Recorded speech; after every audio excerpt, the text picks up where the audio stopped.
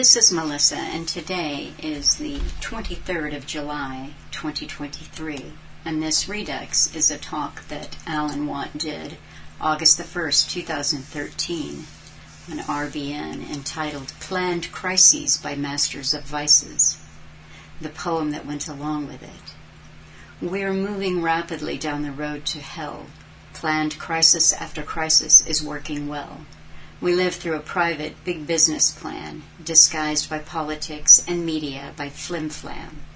Before you dismiss this news too quickly, read articles, books by Professor Quigley, who was the historian of the CFR, branch of the RIIA, which plans future far through centuries, with myriads of think tanks, organizations set up by world's biggest banks. Shaping the future, revolutions and cultures, amalgamating nations, circling like vultures, ensuring rulership passed to son, daughter, advancing and profiting by years of slaughter.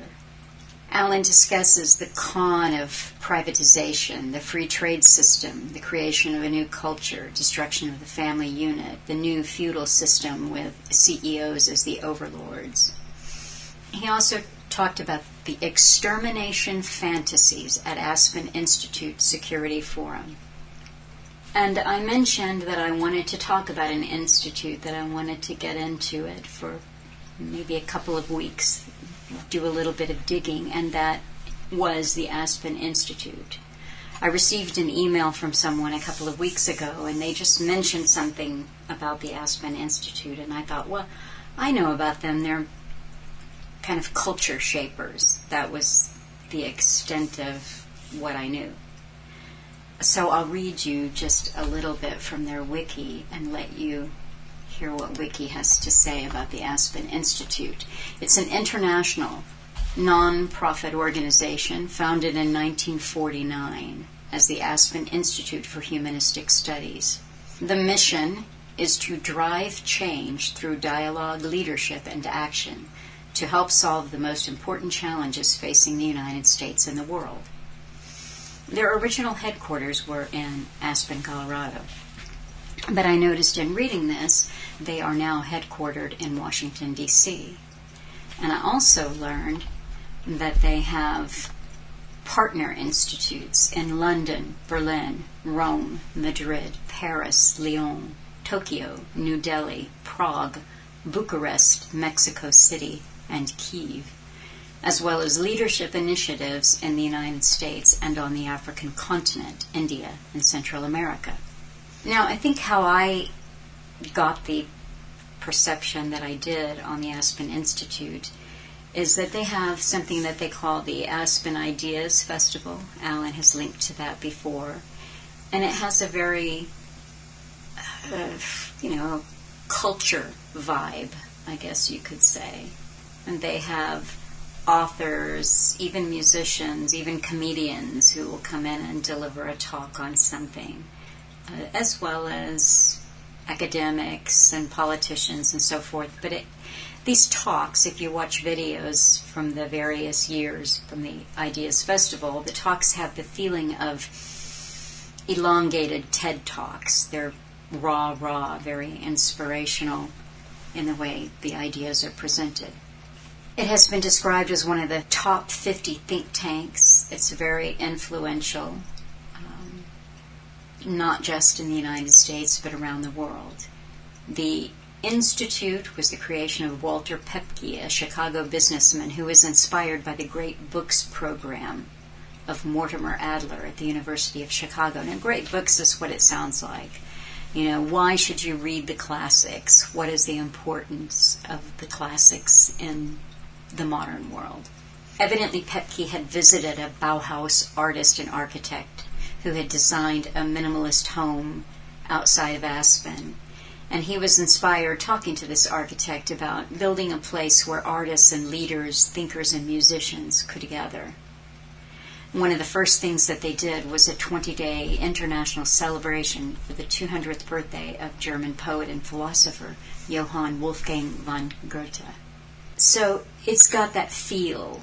That same year they started the Aspen Music Festival.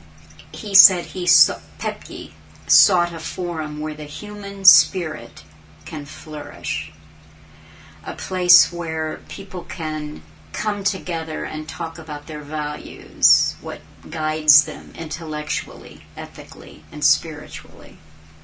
So on a certain level, it's sounding kind of benign. You can see that it could be a place where they are shaping culture, but it's so much more than that. It's funded largely by foundations such as Carnegie Corporation, Rockefeller Brothers Fund, Gates Foundation, Ford Foundation, and Lumina Foundation. They want to promote values-based leadership, and they have a lot of programs. I'll touch on some of them today, and then I'll come back to it perhaps in writing, and then again next week dive a little bit deeper. So this is just an overview.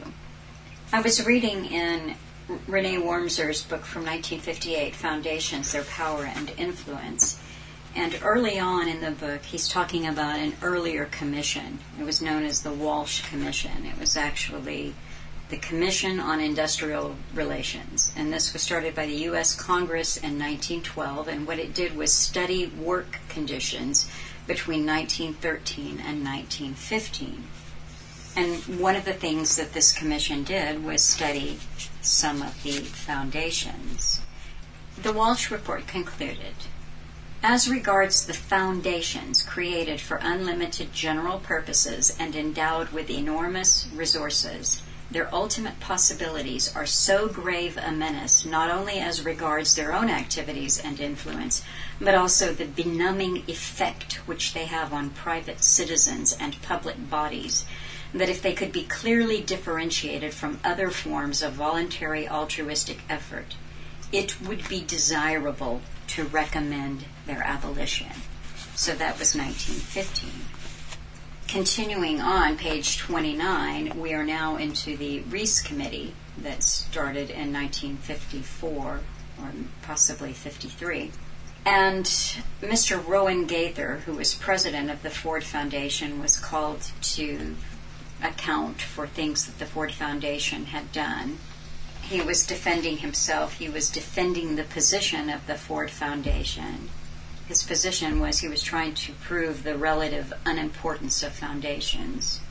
But the writer of this book, Wormser, went on to say that foundations occupy a unique place in our society for many reasons, of which two are important for distinguishing them from other philanthropic bodies. One is that foundations are not subject to the normal forms of control by which other institutions are checked, such as responsibility to a constituency or membership, or to an academic body. The second is that under the influence of the venture capital theory, so much foundation money has been channeled in favor of social change. And I think when you start looking into the things that foundations fund, you see chiefly they fund think tanks and institutes and non-governmental agencies.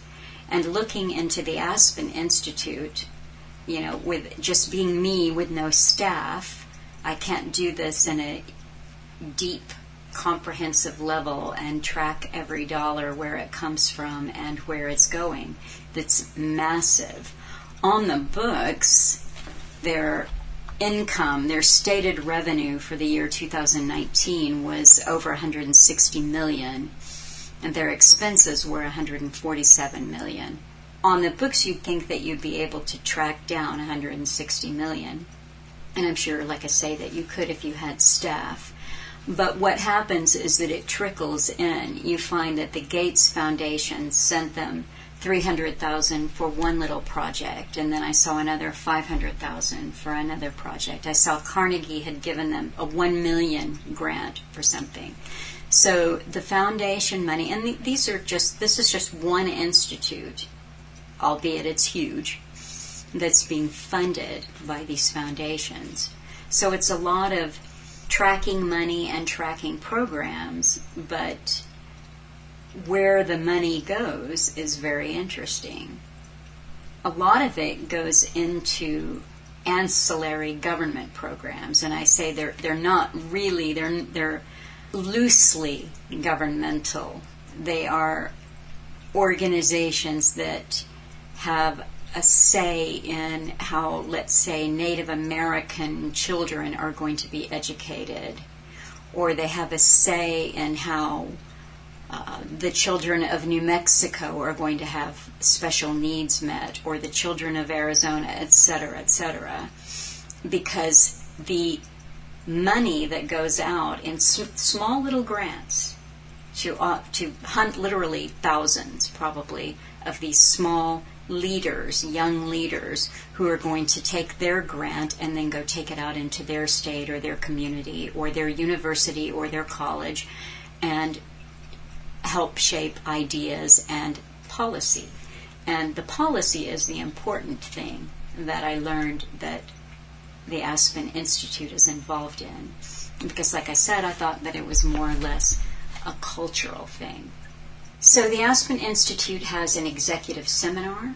They have special programs for entrepreneurs. They have special programs for CEOs. They have special programs for startup companies. In 2018, Jamie Dimon, the CEO of Morgan Stanley, was the recipient of the Corporate Leadership Award, and he spoke at that event.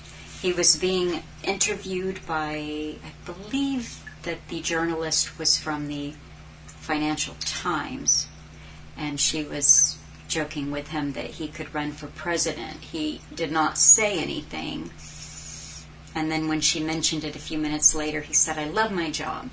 And his contract had just been renewed for another 5 years. He said, "I love my job, I'm happy here." But I did notice that all of the commenters there were saying he should be our next president. We need him to be our next president. He's so well-spoken and he's got such good ideas, etc. Speaking of presidents and who's hosted at Aspen, Barack Obama, who was the president of the U.S. from 2009 to 2017, was heavily promoted by the Aspen Institute and spoke there in 2005.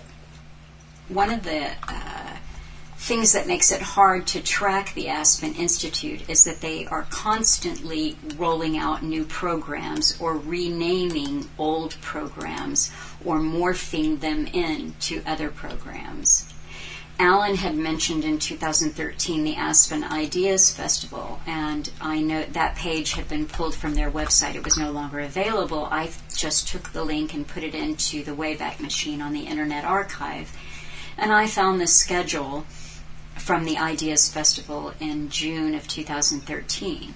So I want you to notice, I'm just going to read you off the titles of some of the talks that were featured there. These events are open to the public. So think of this institute as circles within circles within circles. You've got public, just everyday people going and listening to lectures or attending a musical event or an art symposium.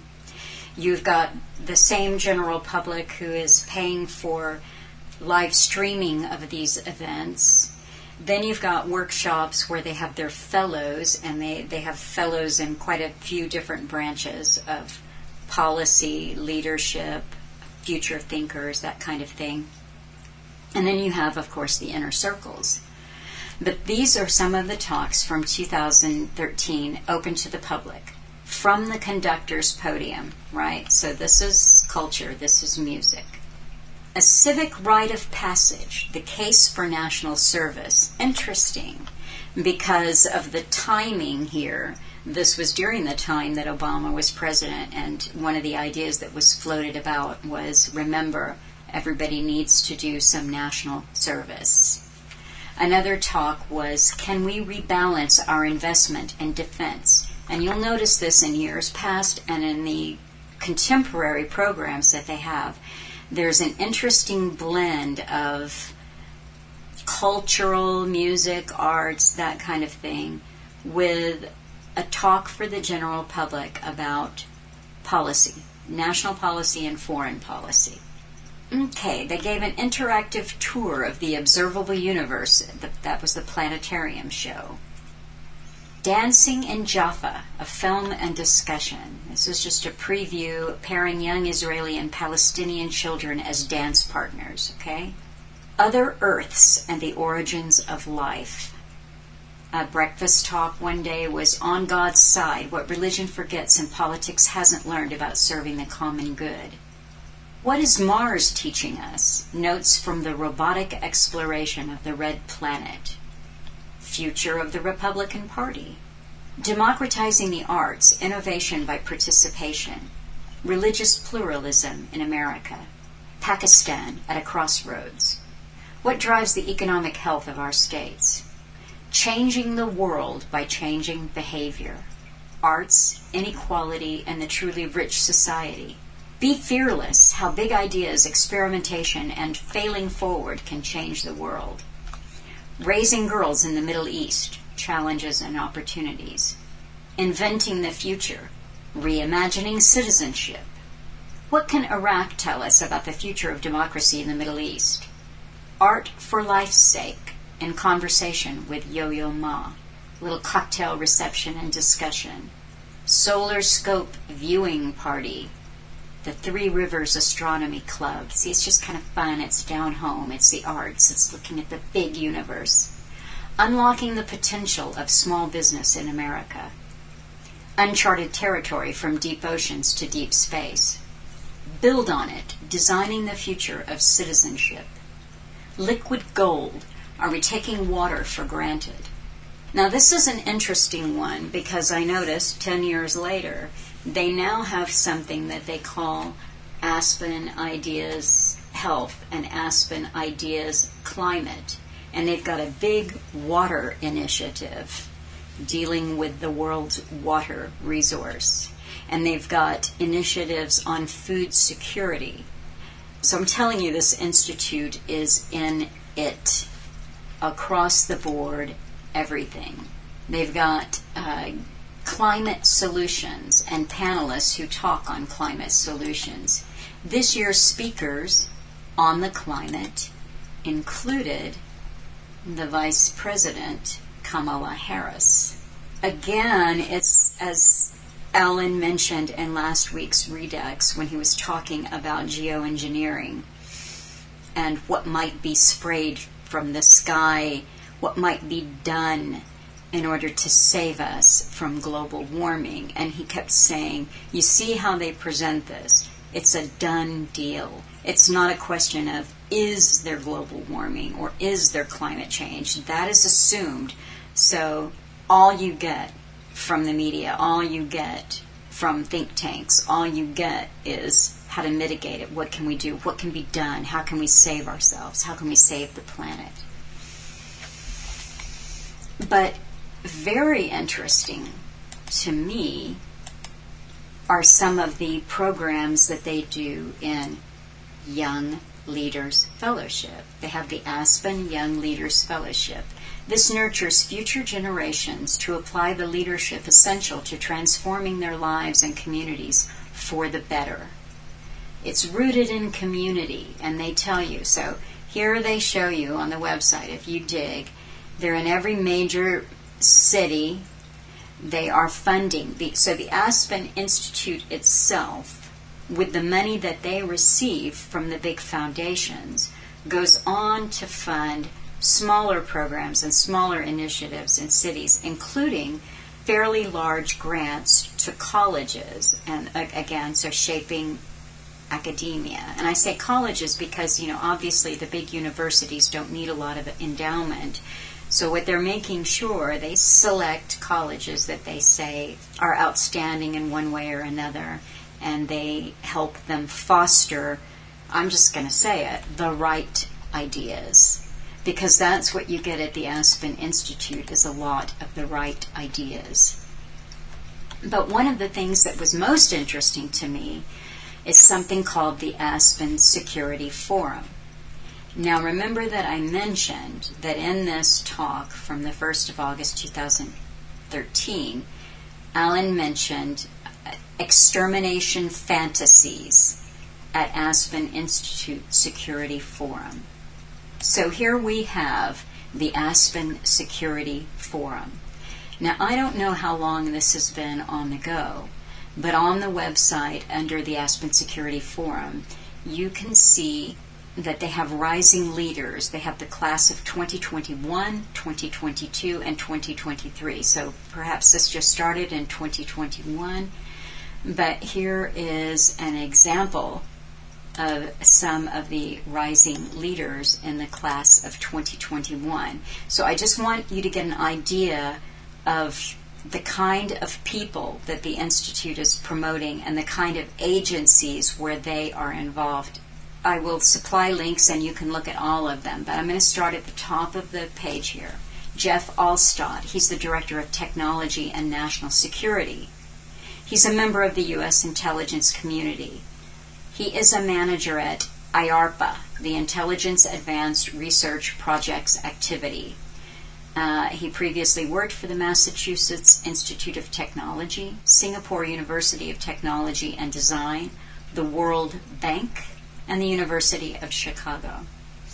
Let's see, let's skip down here and see. This is Paul Becerra from the United States Air Force Academy. You've got Virginia Boney, Senior Manager, Public Policy at Amazon. Brittany Carter, Chief of Cyber Programs and Weapons Systems, United States Air Force, Secretary of the Air Force, Legislative Liaison Office. Tara Chandra, PhD candidate, UC Berkeley. Let's take a look and see why. Okay. Her research falls primarily at the intersection of gender and international security. Of course it does. Her work also addresses broader theories of insurgency and counterinsurgency. Okay. Rochelle Clegg, she's a graduate of the University of Oklahoma with a bachelor's degree in international security. Don't know what she's up to, but... Oh, Department of State. There you go. She was an intern at the Department of State. So she's a young leader going places. James DePayne, Policy Analyst, Program Manager of the Heritage Foundation. He's researching U.S. military strength. Catherine Ng, Public Policy Manager, Facebook. She works to identify areas in which industry interests and U.S. foreign policy priorities converge. Isn't that interesting that Facebook has someone in public policy working to identify areas in which industry interests and U.S. foreign policy priorities converge? Hamad, so that's his name, Hamad, Foreign Service Officer, United States Department of State. Oh, interesting. He's into LGBT. Oh, okay. He was named the 2020 Atlantic Council LGBTI and Foreign Affairs Fellow and National Security Leader, and he's a term member of the Council on Foreign Relations. He's a Fulbright Scholar, etc. Jack Hanley, Naval Officer. Eric Jacobs, independent author and researcher. Well, what is he researching? Okay, so he's had various roles at the Department of Energy and the White House Office of Science and Technology. Okay, we'll leave him alone. Okay, so that was 2021. Skip over to 2023 and see who the Rising Leaders Program class of 2023 shows us. Joey Aurora, Senior Vice President of Growth and Partner at The Outpost. He's a passionate believer in the power of entrepreneurship. He has streamlined operations for the DoD Platform One to accelerate the authorization of commercial software to use on Department of Defense systems. Okay, we've got Megan Bellingham, Business Information Security Associate at Bridgewater Associates. I won't read more about her because just her title was a mouthful. Tony Bishop, Senior Advisor, Office of the National Cyber Director, Executive Office of the President. Logan Booth, Vice President, Corporate Affairs, Global Crisis and Issues. Emma Campbell-Moan, Senior Associate, PwC. I don't know what that is, but she's been a research analyst at Goldman Sachs Global Markets Institute. And, okay, so she's a writer, primarily. It looks like she's a senior associate, but she has had her writing featured in Financial Times, Washington Post, Wilson Center's New Security Beat, and Chatham House's International Affairs. Okay, Marcus Coleman, Director, Department of Homeland Security, Center for Faith-Based and Neighborhood Partnerships. Okay, you get the idea, and I think that that's a good place to start there, because the Department of Homeland Security has a Center for Faith-Based and Neighborhood Partnerships. I don't think that I can convey to you the feeling that I had, and that was what I was hoping that I could do when I looked into this institute. It was a feeling, it was a visceral reaction to life inside the matrix. I'm always reminding myself that politics is a show. When I look at things and hear things, I look at the dialectics, see where you're being led, look at this versus that, and where you're being pointed. But it was in seeing just one institute and how far down one could go in the rabbit hole that just kind of blew me away. The CEO of the Aspen Institute is Daniel Porterfield. He was a Rhodes Scholar. He was elected to the American Academy of Arts and Sciences in 2020, and he was elected to the Council on Foreign Relations in 2023. Well, who was the CEO before Daniel Porterfield, I wondered? He's been there for a few years. Who preceded him? So I saw this name, and this really blew me away. Walter Isaacson was the CEO from 2003 to 2018. And I thought, where do I know that name? I know that name. I know that name. I should know that name. Well, I thought that Walter Isaacson was one of the CRISPR inventors, because I had not listened to, but I had read an interview that he did on National Public Radio. And the way that he was speaking in the interview, at least on the transcript, and I think this was just the style of him throwing himself into the story, but he actually sounded like he had had a hand in CRISPR technology. That's not who Walter Isaacson is. Walter Isaacson, among many other things, is a writer. And he wrote the book in 2021, The Code Breaker, Jennifer Doudna, Gene Editing and the Future of the Human Race. So I had pointed this article out to you a couple of times, the transcript, and said, I think this is really important, because he is saying in this interview on National Public Radio that DNA is just the popular big sister, so to speak, but mRNA does all the work. And I thought it was a significant article, what was being conveyed there. So that's Walter Isaacson. He's a writer. Amongst some of the things that he has written, in 1986, he wrote a book called The Wise Men, 6 Friends in the World They Made.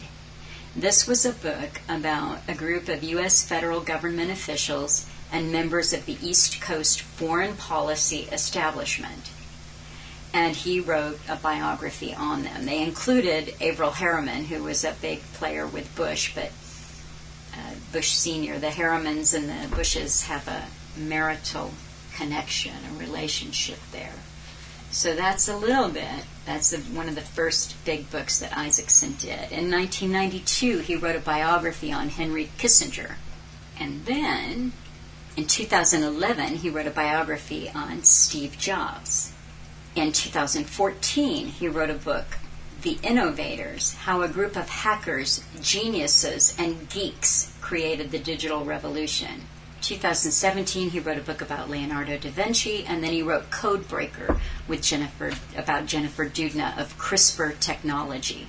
Then I learned in reading about Isaacson that in 2021, Elon Musk announced that Isaacson was writing his biography. Okay? So Isaacson is not just a writer. But he is one of those star makers, you see. He is a writer that is telling you what you should be looking at, who should be made a star. Steve Jobs, Elon Musk, Jennifer Doudna, and CRISPR. Star maker.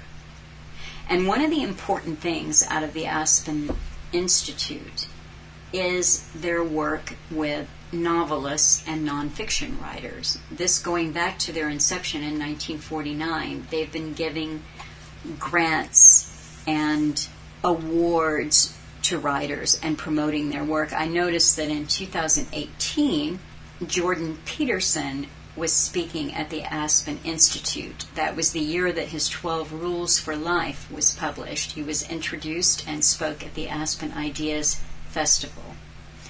So this is a place where you might say ideas are promoted, stars are made and promoted, your world is shaped. But not only is Walter Isaacson a writer, he was the chair and CEO of CNN. He was an editor of Time magazine, and he was a Rhodes Scholar. Now, I don't see him on the CFR, but it doesn't really make any difference because there are connections from the Aspen Institute on the CFR and on the Trilateral Commission. Marta Dassou is the Senior Director of European Affairs at the Aspen Institute in Rome. She is the Editor-in-Chief of Aspinia magazine. This is from the Aspen Institute Italia. This is interesting because this is a little bit about that magazine, Aspinia. Aspinia's success is due largely to its adoption of a multidisciplinary approach and to the long list of its prestigious contributors. Now, there's a long list of them, but I'm going to single out just a few names here. Zygmunt Brzezinski was a contributor. Robert Kagan was a contributor. And for those of you who don't recognize the name Robert Kagan, big neoconservative, and one of those neoconservatives from the Project for a New American Century, PNAC. You heard Alan mention that a lot. You had Condoleezza Rice contributing to Aspinia magazine, and Jeffrey Sachs. And Jeffrey Sachs is interesting because he was basically the Pope's advisor on climate change. Here's a little bit about Jeffrey Sachs. He's the director of the Center for Sustainable Development at Columbia University and president of the UN Sustainable Development Solutions Network. He is an SDG, that's Sustainable Development Goals, advocate for the United Nations, UN Secretary General Guterres on the Sustainable Development Goals, and what else does he do? He's co-founder and chief strategist of Millennium Promise Alliance, a non-profit organization dedicated to ending extreme poverty. 2002 to 2006, he was a director of the United Nations Millennium Project. So he's tangentially related there by contributing to a magazine. Another woman that you will often see at the Aspen Institute is the newswoman named Katie Couric. And Katie is often a moderator or the interviewer of one of the guests that they have on these extended TED Talks. And Katie is a member of the Council on Foreign Relations. Here is Robert Blackwell. This is from the Aspen Institute website. He is the Henry A. Kissinger Senior Fellow for U.S. Foreign Policy at the Council on Foreign Relations. He was Deputy Assistant to the President and Deputy National Security Advisor for Strategic Planning under President George W. Bush, etc., etc. Also, at a trustee. Now, this is someone who is on the board. She's a trustee of the Aspen Institute. And she's an Aspen Strategy Group member. Her name is Jane Harmon. Jane Harmon is also the President Emerita of the Wilson Center. I mentioned them last week, as did Alan, and what he was talking about. During her public career, Jane Harman served 9 terms in Congress, including 4 years after 9/11 as ranking member of the House Intelligence Committee. She recently completed a decade at the nonpartisan Wilson Center as its first female president and CEO. She has served on advisory boards for the CIA, Director of National Intelligence, and the Departments of Defense, Homeland Security, and State.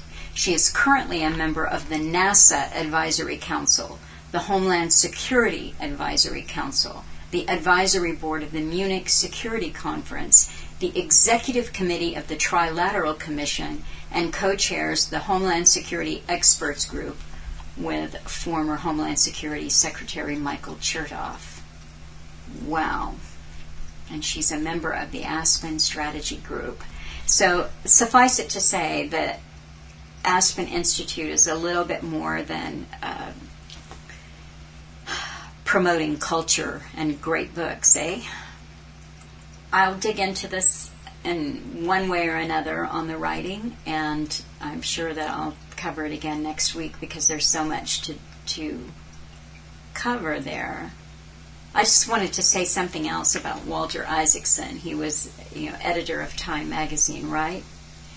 And Time magazine is one of those places where it's been asserted, CIA connection, CIA connection. I even found a document, a released, declassified document from a government website saying that, poo-pooing this and saying, yes, possibly members of the CIA took credit in Time articles just because they wanted to take the credit, but we're in no way an asset of the Central Intelligence Agency.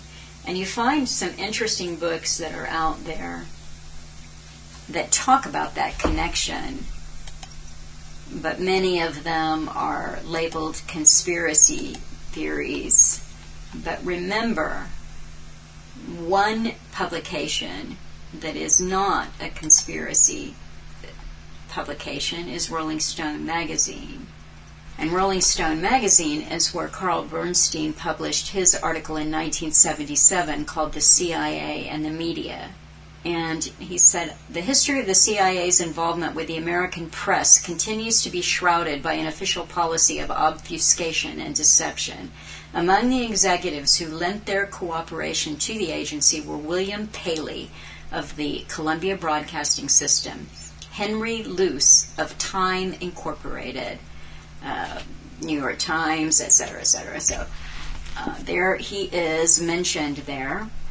By far the most valuable of these associations, writes Bernstein, according to CIA officials, have been with the New York Times, CBS, and Time Inc. And, things change and policies change and players change, but I really think when an intelligence agency has its hooks into an organization or a publication, they don't let go, right? They don't let go.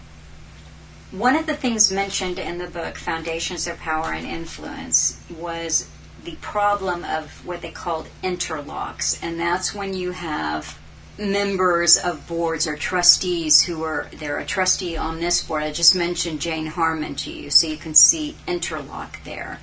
And Walter Isaacson has that interlock, and frankly, all of them do. That's where they're sitting on multiple boards. That's where they may have simultaneous directorships in grant-giving and grant-receiving institutions.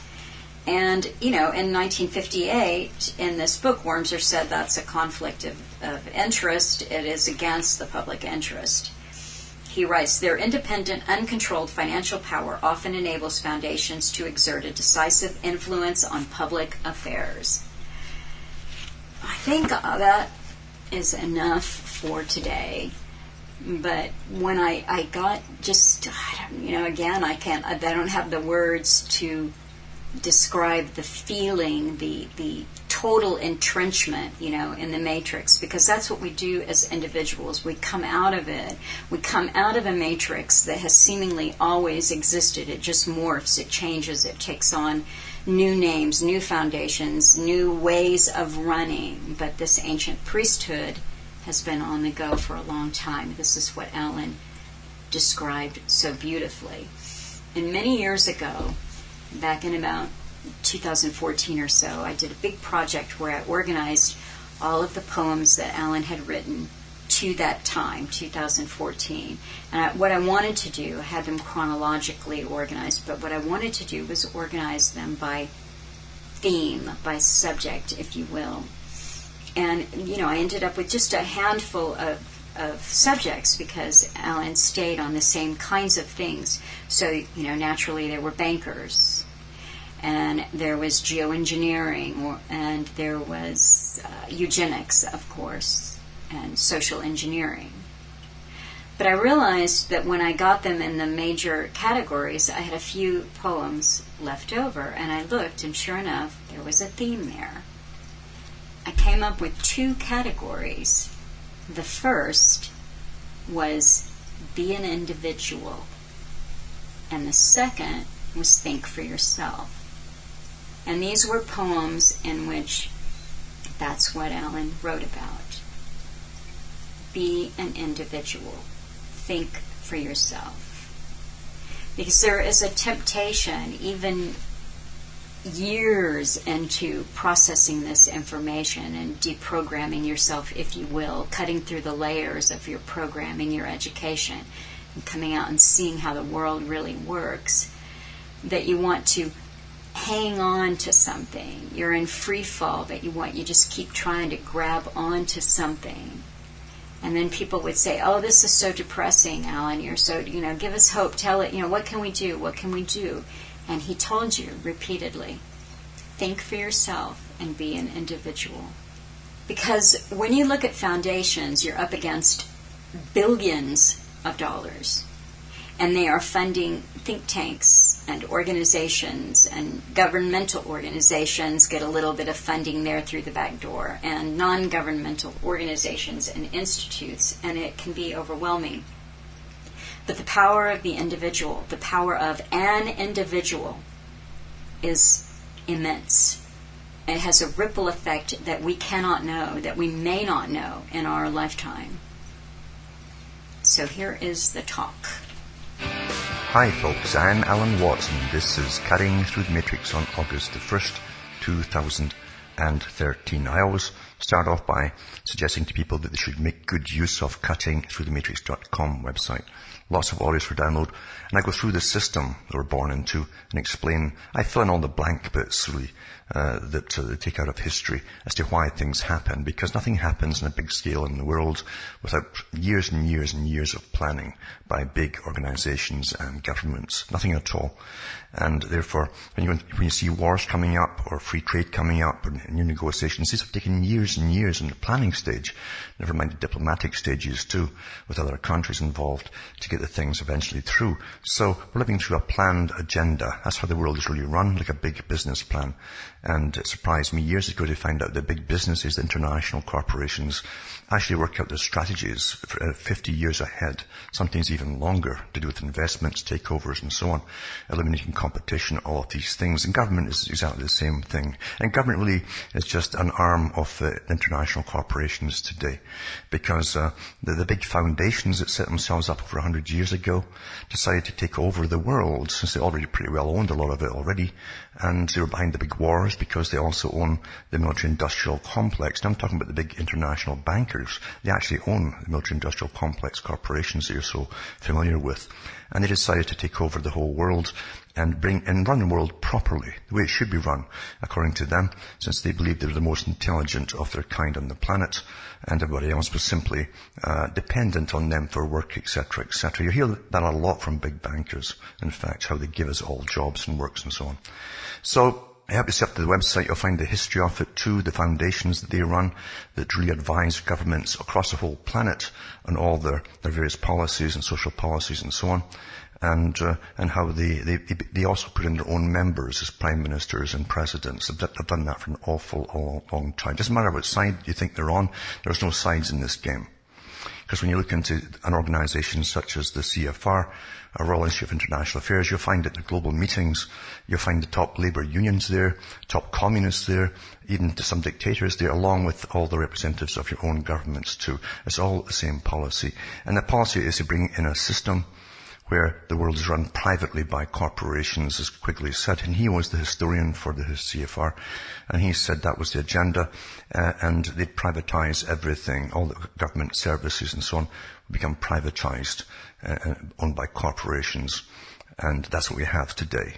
And as they amalgamate countries into super states like the EU, the new Soviet system, they privatize all the services back in the smaller countries. They're no longer countries. No, they're not sovereign anymore, put it that way. They're countries in name only. So it's all working out to plan, and then as I say, if you go into cunningthroughthematrix.com, you'll find out how it's all being set up. Remember too that you help me tick along here by supporting me and buying the books and discs at cunningthroughthematrix.com. Because I could take on advertisers as guests and so on and sell stuff show after show, and then I'd be sitting pretty, of course. But then I think it could also compromise you in certain ways too. So I rely upon people to buy the books and discs. If you want to understand how the system works and some of the history of it, it's a very old system, this, and the art of controlling millions of people is very old indeed and well understood. You can go buy the books, as I say, and straight nations are seriously welcome as you go through the planned inflation, which is simply devaluation of your currency as you print more cash. And that's the plan worldwide right now, because eventually the plan is to have the Bank for International Settlements run the whole show across the planet with the IMF and the World Bank, all private institutions set up again by one organization, one private organization, a club if you like, in the City of London, and it's called the Royal Institute for International Affairs. So that's the agenda, and as I say, I'm not speaking at the top of my hat here, or my head. It's from their own personal historian who's in charge of their archives. And the reason these organizations have their own archives is they again fill in all the blank bits in history.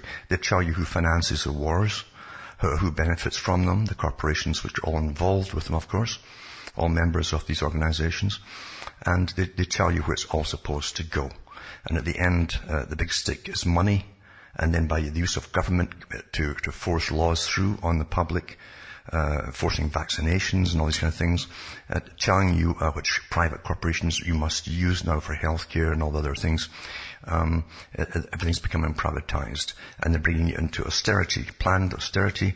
And the big corporations don't lose anything at all. It's the best gimmick of all, because planned austerity means the big international corporations that take over your water supplies from the public utilities and your gas supplies. All of these things that you built up over generations through the public tax money has been privatized. These corporations will make more money than ever, and there'll be no choices, by the way, for people to there's no competition once it's done and signed into law by governments, and they'll give you less, but they'll charge you about 10 times more. So it's a great con, actually, for them to get a lot more money for giving you less. So it's beautiful, really. Everything is a con. And as I say, it's the art of conology that runs the world. It really is. Has been for an awful, awful long time. Today, now with neuroscientists on board with all of this, the understanding of the human mind, mapping the brain, all the big projects are on the go, and psycholinguistics, or neurolinguistics as like they call it now, the type of terminology they use to bring you to your conclusion, with the total control of media, which is on board, because the media, of course, had to be on board with the big corporations from the very beginning, and the big philanthropic organizations or foundations, and they're all members of it. All the big moguls in the media are members of the Royal Institute of International Affairs, CFR. Their job is to keep you running in circles, to make you think that crises just happen out of the blue, and that government has to go into action to resolve them on the spot. And I say nothing is further from the truth, because anything to do with economy, free trade, wars, all of these things take a long, many years to do, just in the planning stage itself, before anything's implemented. Years and years in the planning. And remember too, with free trade negotiations, which again was the brainchild of the Royal Institute of International Affairs, it's a private organization. They said that free trade eventually it would tie up the world into trading blocks.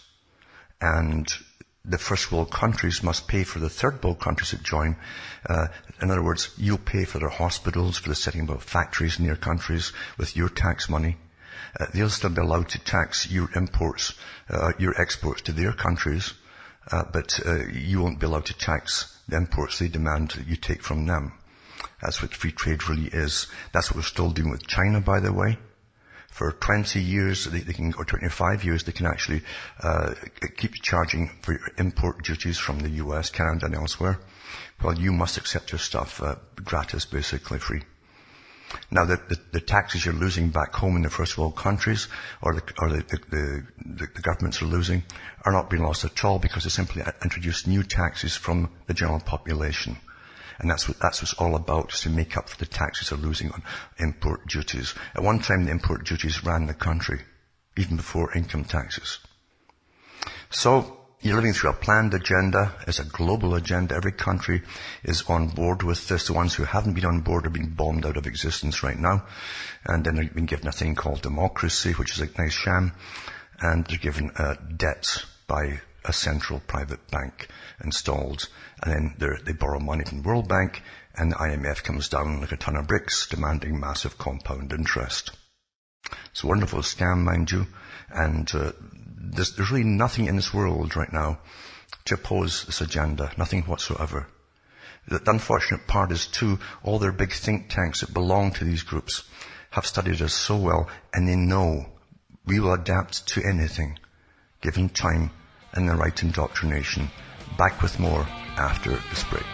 Hi, folks, we're back cutting through the matrix and talking about the only thing that matters, and that's the big world system that runs us all, because it knows where it's going. Every country's involved. All the top politicians are involved. In fact, they're members of one organization worldwide. And they swear allegiance to it. And their allegiance comes before any other oath they take afterwards, believe you me. Now, part of the whole idea of free trade too, and we've got all of these things going on. We've got the one with China. We've got free trade pacts with countries across the planet. And you've got the Trans-Pacific Partnership free trade deal too. And there's many other ones to do with Latin America. It's all to do with uniting the continents together. First the continent itself, and then with other continents. And so that's why they're doing this now. Now the organization, again, when it was called the Milner Group, the Lord Alfred Milner Group that ran the system, and it morphed into the Royal Institute for International Affairs. It came up with the whole idea a long time ago, about 100 years ago, and they tried to get it in during the times just prior to and then during and after World War I. And they set up these deals with the US, and they called them Pan-European projects and Pan-American projects and so on, but the public wouldn't go for it at the time, so they knew they'd take a long haul, and it would take them maybe 100 years to bring in properly and train the public to accept it gradually. And they certainly went to that task and did it awfully well, because now it's all happening. Now the 21st century, they claim, is the century for change. That means all the plans that were worked out for society and the elimination of nations even will come into effect in this century. And then the proper restructuring of society, ordering of society into classes, proper classes, they call it that eugenesis at the top. And so on, will be done as well. And we're all categorized today. It's not just information to do with spying and so on. It's all important to the big boys, is categorizing you, because that's why they've got to make personality profiles of every individual, everybody in their family history. In other words, they're doing genetics on you. They're starting to see not just what illnesses you're prone to, but what kind of IQ you have, and so on and so on and so on. It's all to do with this. Many of the big players that helped bring in this present system you're living through, with all the things you accept as normal to do with culture, were planned 50, 60 years ago by big players who published their findings because they took part in these global meetings. And I've gone through a lot of the history at the end of World War II, when organizations were brought into the White House even and given permission by their president to recreate the culture for America, which they did awfully well. The Macy Group was one of them. And you had the Frankfurt School as well. and they did the same with Britain and the rest of Europe, a new culture. And it was really along the lines of the communist culture. And Professor Carroll Quigley, the historian of the CFR, said himself that they were often mistaken for communists because their agenda was primarily the same. The big bankers, remember, created the CFR, Royal Institute of International Affairs, and they liked that form of socialism where government is big. It has agencies running the public, and many of these agencies are to do with even training children at school and in forms of indoctrination to serve the system better. So it's all underway today. The people have adapted into it quietly. The destruction of the family unit was another thing too. They said it was an obsolete idea. What they really said too was that families tend to stand up against government intrusion, or when government decided to take someone out, whatever, or imprison them because they were speaking out about things. Many other families, because they all had so much in common, would stand up beside them, and that was their opposition for centuries. Once the family was eliminated, the government can come down just like Big Brother in George Orwell's 1984 and talk directly down to you. So we're at that stage today. The big players too, like Julian Huxley, who worked with the United Nations, different departments, he was more explicit on it. He said we'll create massive promiscuity. And he said that the more partners a child will have, even if we can get them into this before they even get puberty, he says, they'll never mate for life. They don't want families mated that way, you see. And it's worked out awfully well, hasn't it, since the 60s and the so-called sexual revolution. Now, most things are done through revolutions, you understand, and most revolutions are cultural. And those who run the revolutions know exactly where it's all supposed to go. Now, when this nation state was declared to be obsolete by the head of the European Union, this massive super conglomerate parliament that nobody wanted, it's not democratic by any means at all, and Dupuy or Dupuy, whatever you want to call him, he said himself, he said the nation state is obsolete. And he really meant it. He wasn't speaking just on his own behalf. He was talking about the United Nations and all the big boys and the social systems. They're all for this, working for it. And part of the system is they bring countries down into austerity, supposed austerity. It's all to do with control and the moving in of private corporations that take over all the public utilities and so on and really just charge you a lot. That's the whole idea. Because when your life is being run or you're dependent for everything that you need from private corporations, then there's no point in complaining to the private corporations. You'll be given no choice because the government is working with them. They're giving sole corporations, this one or that one, the complete right over a particular area or service or whatever. And then when you complain to the government and say, well, we can't do anything about it because it's a private company with nothing really to do with it now. And this is how they're introducing, as Quigley said, this new feudal system where the overlords, the new overlords of the people are the CEOs of corporations. They have more say in many ways than politicians, more say. And the politicians know this as well. They work quite happily with them because they all, at the top, as I say, belong to the same organization. So we're living through a planned sham. The bankers love it. They really love it because it's far easier to get governments to form something like an IRS to get back taxes from the public to pay loans that the nation borrows rather than simply go around the nation like they used to do and lend individually to areas. They get the government to do it. It's far, far better for them. Now, part of the privatization, as they sneak it all in, is done by Serco. It's a massive company. It's into everything you can imagine. And what's happening in Britain, which is a flagship for the world to follow, is happening elsewhere. But it says here that Serco is an international corporation. It's not just in Britain. It says from prisons to rail franchises and even London's Boris Bikes. That's the mayor of London that came up with his bike. Serco is a giant global corporation that's hoovered up outsourced government contracts. Now the National Health Service is firmly in its sights. But it stands accused of mismanagement, lying, and even charging for non-existing work. Well, all big corporations do that, because we're living in the age of ultimate greed as well. And it says here, in May this year, a huge company listed on the London Stock Exchange found itself in the midst of controversy about a prison it runs for the government. such as the Thameside, a newly built jail next to Belmarsh in south east London. A report by Majesty's Inspectorate found that 60% of inmates were locked up all day, and there were only vague plans to restore the prison to normality. The prison campaign group Howard League for Penal Reform talked about conditions that were truly alarming. 2 months later, the same company was the subject of a high-profile report published by the House of Commons Public Accounts Committee, prompted by the work of Guardian journalist Felicity Lawrence. This time attention was focused on how it was managing out-of-hours GP services in Cornwall as general practitioners, and massive failings that had first surfaced 2 years before. Again, the verdict was damning.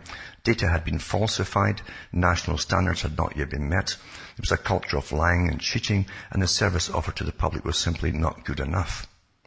3 weeks ago there came the grimmer news, thanks to its contracts for tagging offenders, people who'd offended, to put these tags on them. For electronic tags. The company was now the focus of panic at the Ministry of Justice, where it had been discovered that it was one of 2 contractors that had somehow overcharged the government for its services, possibly as much as £50 million. There were suggestions that 1 in 6 of the tags that the state had paid for did not actually exist. How this happened is still unclear, but Justice Secretary Chris Grayling has said the allegations represent something wholly indefensible and not unacceptable. And the company, of course, as I say, is Serco. And I'll continue on this because it's very important to see how things are going when I come back from this break. Hi, folks. We're back cutting through the matrix, talking about Serco. As privatized utilities go under one by one. Serco is one of the companies that's taken over. Lockheed Martin also is involved in a lot of this stuff too, across the whole planet. In fact, even I think your annual taxes are sent over to India, and they're in charge of all of that too, plus the census for the US and Canada. But anyway, back to Serco, and it says here, the firm that links these 3 stories together is Serco. Its range of activities here and abroad, truly mind-boggling, and takes in no end of things that were once done by the state, but are now outsourced to private companies. Amazingly, its contracts with government are subject to what's known as commercial confidentiality. Isn't that wonderful? So there's no point complaining to government. It says, and as a private firm, it's not open to freedom of information requests, so looking into details of what it does is fraught with difficulty. See how it was designed to be this way?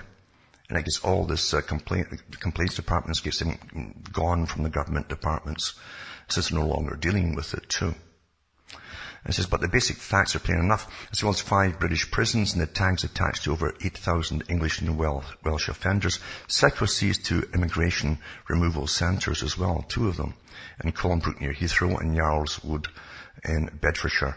You also see its logo in the Docklands Light Railway and Woolwich Ferry, and is partnered with in both Liverpool's Merseyside network and the Northern Rail franchise, and sees the trains that run a huge area between North Midlands and the English-Scottish border. Serco also runs school inspections in parts of England, speed cameras all over the UK, and the National Nuclear Laboratory based at the Sellafield site in Cumbria.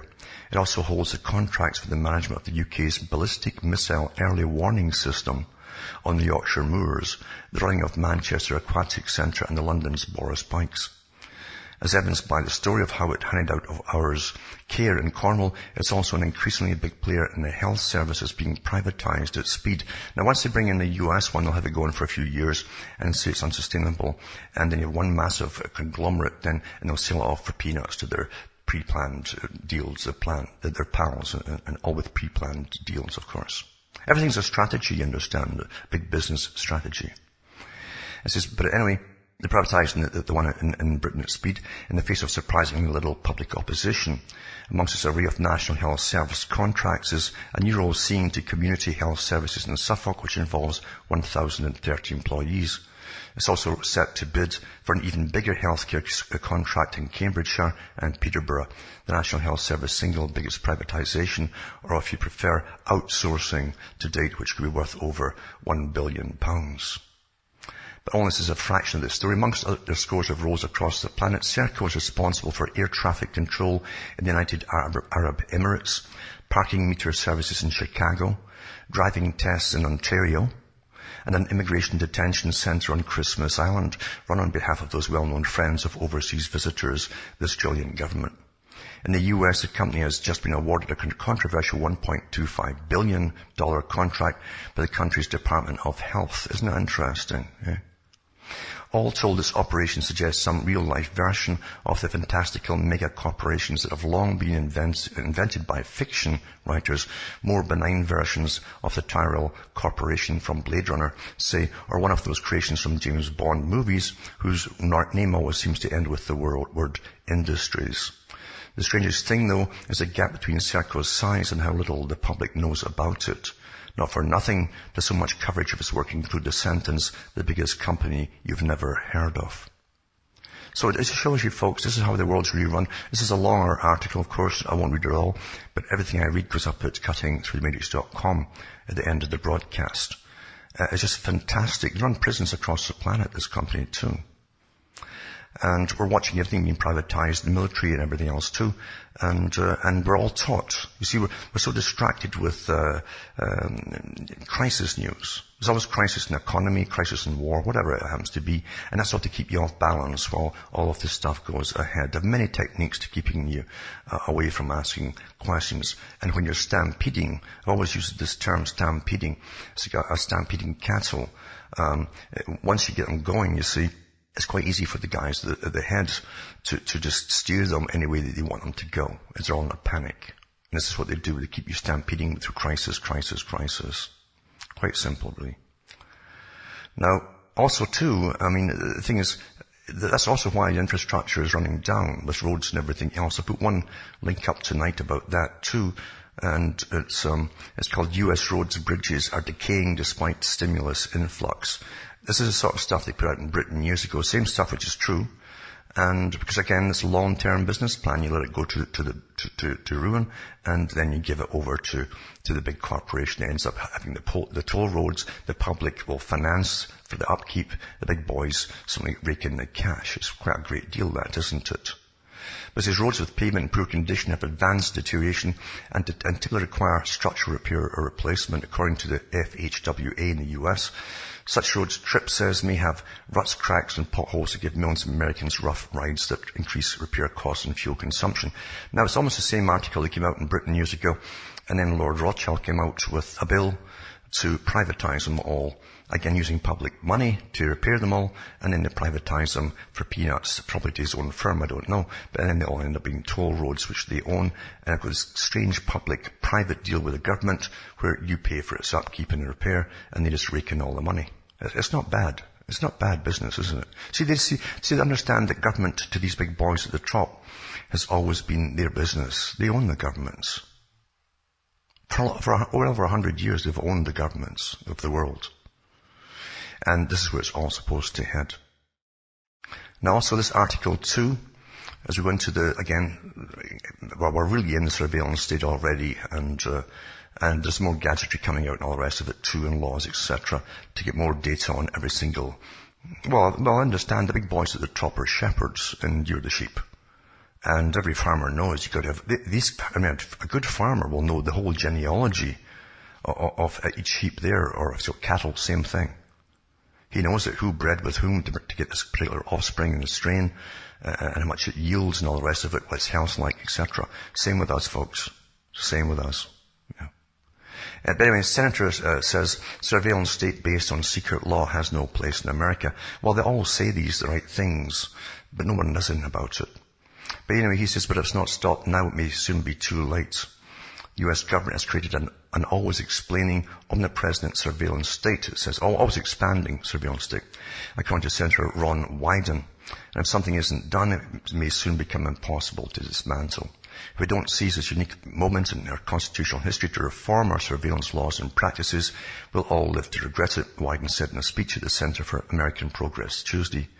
He's a member of the Senate Intelligence Committee, and he said that although he and others in the Senate have tried to alert the U.S.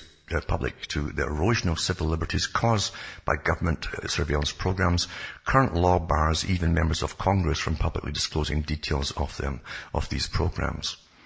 The gag order is so strict, Wyden said, that although he and some of his congressional colleagues managed to shut down an NSA mail mass monitoring program in 2011, they weren't allowed to tell anyone they had done so until just a few weeks ago. Some of this is only now starting to change, Wyden said, in light of the revelations made by NSA leaker and current asylum seeker Edward Snowden. Just last month, disclosures made by an NSA contractor lit the surveillance world on fire. Several provisions of secret law were no longer secret, and the American public were finally able to see some of the things I've been raising the alarm about for years. And when they did, he says they were stunned, and they're really angry, he says. He also says it's a law without end. Like many others in Congress, Wyden supported the Patriot Act and other national security legislation proposed in the wake of terror attacks September 11, 2001. But he did so, he said, with understanding that those laws had built-in expiration dates that have since been extended several times without significant public discussion. The result is the creation of an always expanding, omnipresent surveillance state that hour by hour chips needlessly away at the liberties and freedoms of our founders and established for us without the benefit of actually making us any safer, Wyden said. Well, that's agenda. It is actually called that, as perpetual war. And I've read an article from the military magazine that was put out a few years back talking about perpetual war. One after another, never ending actually. You don't even finish one, but you're already in another. And that's what the public would be trained from then on. And that was done by an intelligence officer who was up in the know, obviously. And he laid it out pretty well. And that's the kind of world we're living in, perpetual war. Many others at the top of it have said in other articles too, that this war will go on forever. And it will, folks, until the whole agenda that was planned 100 years ago is completely fulfilled. It's not just a war abroad, it's a war on people inside the nations. It's the end of nations too, to come out of it as well through financial clout at the end and the lack of cash. That's part of the built-in agenda and restructuring of society altogether. That's the way it's supposed to go. Now, tonight too, I'll put up an article. It's called Shocking Extermination, Fantasies by the People Running America's Empire on Full Display at the Aspen Summit. And it says, and it goes through what happened at this big audience packed with spooks, spies, lawmakers, lawyers, and mercenaries. CNN's Wolf Blitzer introduced recently retired CENTCOM, SENTCOM Chief General James Mattis. And he says he's worked with them. Blitzer said of Mattis, I know it's hard to run an operation like this. But then you find out the statements they make. And boy, does that give you a shock. Back with more after this.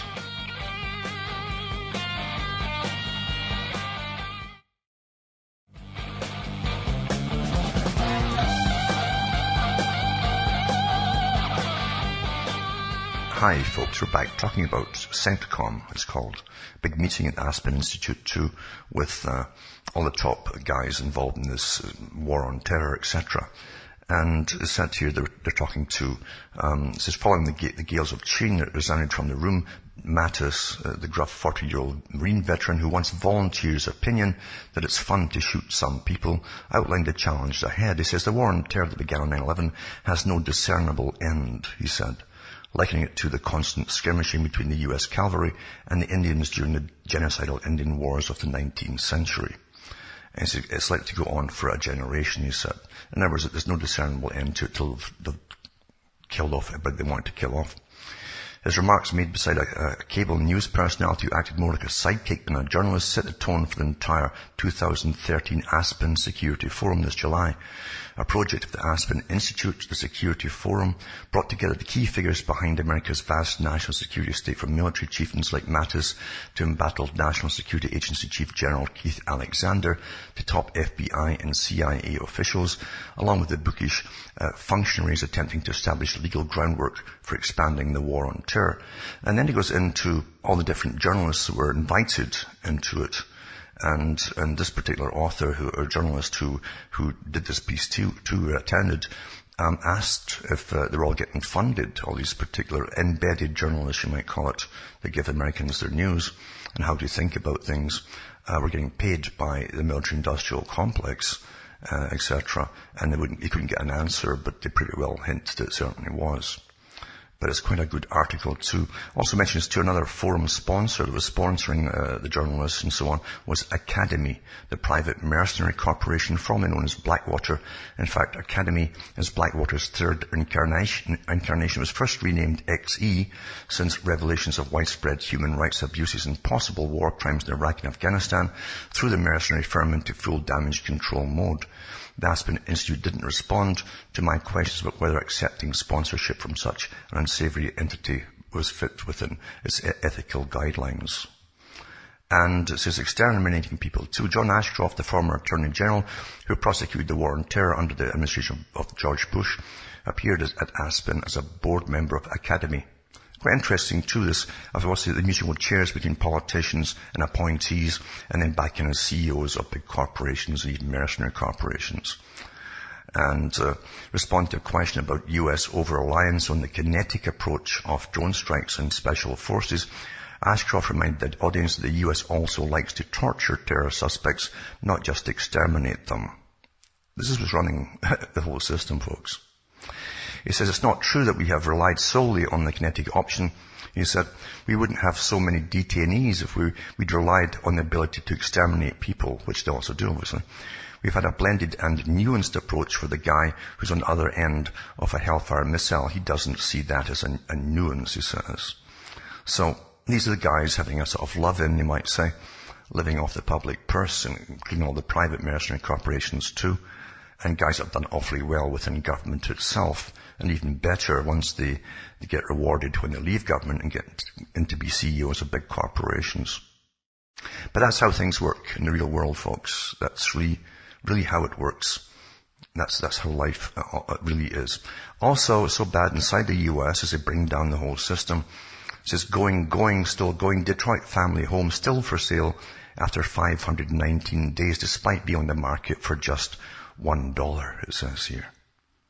I mean, no one wants to live there anymore. It's like a third world. It's a third world system there. And even the houses, there's so many houses up for sale. Big gangs and different ones have ripped out the plumbing and the wiring and all the rest to sell it for copper, etc., etc. That's just it's an absolute mess. And it was an awfully nice place at one time before they moved everything offshore, etc., and made sure that Americans had work in their own country. Also, an article to do with GIRFEC again. GIRFEC has been trialled in Scotland, and people are heading back at it too. They don't want this incredible. It's not just an intrusion into the family home. Every child in Scotland is to be given a state guardian by the state, who's allowed to come into the home anytime they want to, and interfere, of course, naturally, and then write up confidential memos to their bosses about them, and so on, to make sure the child's wellness is okay, they're claiming. But it's to do with their indoctrination. I've gone through the questions that ask the children, and it's just astonishing. But not so astonishing. It's what the Soviets wanted to do, but never got that far. You understand that the Rees Commission that was done back in the 50s to find out why the big foundations in the US, like the Rockefeller, Ford, Carnegie, and all the rest of them, were funding what appeared to be communist institutions. They found out that Norman Dodd, when he questioned the one at Ford Foundation, he was quite honest. He says, we take our orders from the White House. And he said the job is to change the culture so much in America that, without people even knowing, that they'd integrate it with that of the Soviet Union. Now, the Soviet Union was to blend with the West. It's all been done, folks. In fact, it was a super Soviet now. It really is a super Soviet. To do with human engineering and the manipulation of the psyche, and training the children from birth into to be good citizens. Now, good, it means whatever the present government wants them to be. Same with the adults too, by the way. So GIRFEC breaches Article 8 and the Data Protection Act. It says, I'll put that up tonight too, to show you that they don't care at the top. Understands that the US Constitution, if the governments are not following the Constitution, then you've got a lawless government. They should really come out and define what it is. Understand? Also, an article from the Japan Times about this surveillance system, and it's called the Five Eyes surveillance system. That's what it's called, and it's been called that since World War II at least.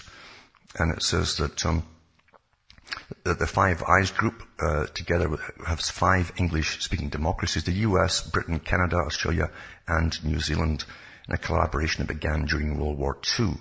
And it's to do with, it says Britain needed the US intelligence to help thwart major terrorist attack. It says New Zealand relied on it to send troops to Afghanistan, and Australia used it to help convict a would-be bomber. All feats were the result of a spying alliance known as the Five Eyes that groups together 5 English-speaking democracies, and they point to a vital lesson. American information is so valuable, experts say, that no amount of global outrage over secret US surveillance powers could cause Britain, Canada, Australia and New Zealand to ditch the Five Eyes relationship. And it goes on and on and on. But really, these are all members, remember, of the British Commonwealth, apart from the US. Although I think it's all the same system, because the guys who came up with the idea of the British Commonwealth were to do with the Royal Institute of International Affairs. And Lord Alfred Milner actually coined that term. It sounded better than the Dominion, the British Dominion, or English Dominion of the world, and they called it the British Commonwealth. And because the US branch of the Royal Institute of International Affairs is called the CFR, then they're on board with it too, completely. In fact, they were given the job of finishing it off, and financing it and so on, and giving the military to finish it off. I'll put this link up tonight as well. Also in Detroit, it's quite amazing to do with the amount, the police officers now that are, I guess, supplementing their wages. But it says multiple Detroit police officers are suspected of armed robbery during traffic stops. And so it says that there are reports of multiple incidents involving at least 3 officers. One victim said he was pulled over by 3 men in an unmarked Crown Victoria. The man was searched, and while he answered questions, and the cops took his wallet and CDs. Another involved 2 men in black Ford F-150 with police lights pulling into a gas station, allegedly pistol whipped customers pumping gas. The men then stole cash and cell phones from their victims. A warning went out to be on the lookout for fake cops, but it turns out those officers were not fake at all. It appears the sergeant in this case was driving his personal vehicle. It's just getting so blatant, isn't it? This is what you get in a failed state. It's like Africa. In Africa, going from little internal country to internal country, you better take lots of cheap watches with you and things like that, because that's how you get through. Everything's just corrupt, you see. And that's the natural way there. And so if you don't have them, you're in trouble, you know. But as I say, when you see the signs of a failed state within your own country, you got big problems. But again, do you really? Because that's the plan. That's the plan, folks, and the big boys will have their solutions down the road. They know what's coming. It's meant to come. It's planned that way, folks. Planned that way. Well, from Hamish, myself from Ontario, Canada, it's good night. I mean, your God or your gods go with you.